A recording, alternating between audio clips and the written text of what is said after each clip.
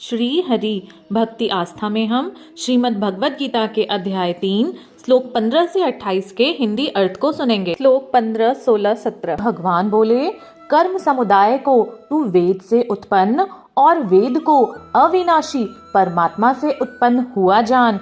इससे सिद्ध होता है कि सर्वव्यापी परम अक्षर परमात्मा सदा ही यज्ञ में प्रतिष्ठित है। हे पार्थ, जो पुरुष इस लोक में इस प्रकार परंपरा से विचलित शिष्ट चक्र के अनुकूल नहीं बरतता, अर्थात अपने कर्तव्य का पालन नहीं करता, वह इंद्रियों के द्वारा भोग में रमण करने वाला पापायु पुरुष व्यर्थ ही जीता है। परंतु जो मनुष्य आत्मा में ही रमण करने वाला और आत्मा में ही तृप्त तथा आत्मा में ही संतुष्ट हो, उसके लिए कोई कर्तव्य नहीं है। श्लोक 18, 19, 20। उस महापुरुष का इस विश्व में न तो कर्म करने से कोई प्रयोजन रहता है और न कर्मों के करने का ही कोई प्रयोजन रहता है, तथा संपूर्ण प्राणियों में भी इसका किंचित मात्र भी स्वार्थ का कोई संबंध नहीं रहता। इसीलिए तू निरंतर आसक्ति से रहित होकर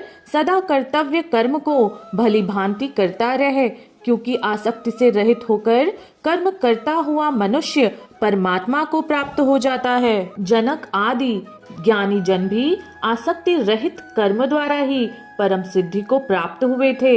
इसीलिए तथा लोक संग्रह को देखते हुए भी तू कर्म करने के ही योग्य है, अर्थात तुझे कर्म करना ही उचित है। श्लोक 21, 22, 23। श्रेष्ठ पुरुष जो आचरण करता है, अन्य पुरुष भी वैसा वैसा ही आचरण करते हैं। वह जो कुछ प्रमाण कर देता है, वह समस्त मनुष्य समुदाय उसी के अनुसार बरतने लग जाता है। श्री भगवान बोले, हे अर्जुन, मुझे इन तीनों लोकों में न तो कुछ कर्तव्य है और न कोई भी प्राप्त करने योग्य वस्तु अप्राप्त है, तो भी मैं कर्म ही बरतता हूँ, क्योंकि हे पार्थ, यदि कदाचित मैं सावधान होकर कर्मों में न बरतूं तो बड़ा हानि हो जाए, क्योंकि मनुष्य सब प्रकार से मेरे ही मार्ग का अनुसरण करते हैं। श्लोक 24, 25, 26। इसीलिए यदि मैं कर्म ना करूं तो ये सब मनुष्य नष्ट भ्रष्ट हो जाएं, और मैं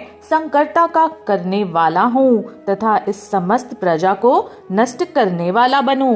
हे भारत, कर्म में आसक्त हुए अज्ञानी जन जिस प्रकार कर्म करते हैं, आसक्ति रहित विद्वान भी लोक संग्रह करना चाहता हुआ उसी प्रकार कर्म करे। परमात्मा के स्वरूप में अटल स्थित हुए ज्ञानी पुरुष को चाहिए कि वह शास्त्र विहित कर्मों में आसक्ति वाले अज्ञानियों की बुद्धि में भ्रम अर्थात कर्मों में अश्रद्धा उत्पन्न न करे, किंतु स्वयं शास्त्र विहित समस्त कर्म भली भांति करता हुआ उनसे भी वैसा ही करवावे। श्लोक 27, 28। वास्तव में संपूर्ण कर्म सब प्रकार के प्रकृति के गुणों द्वारा किए जाते हैं, तो भी जिसका अंतःकरण अहंकार से मोहित हो रहा है, ऐसे अज्ञानी मैं करता हूँ ऐसा मानता है। परंतु हे महाबाहो, गुण विभाग और कर्म विभाग के तत्व को जानने वाला ज्ञान योगी संपूर्ण गुण ही गुणों में बरत रहे हैं, ऐसा समझकर उनमें आसक्त नहीं होता है।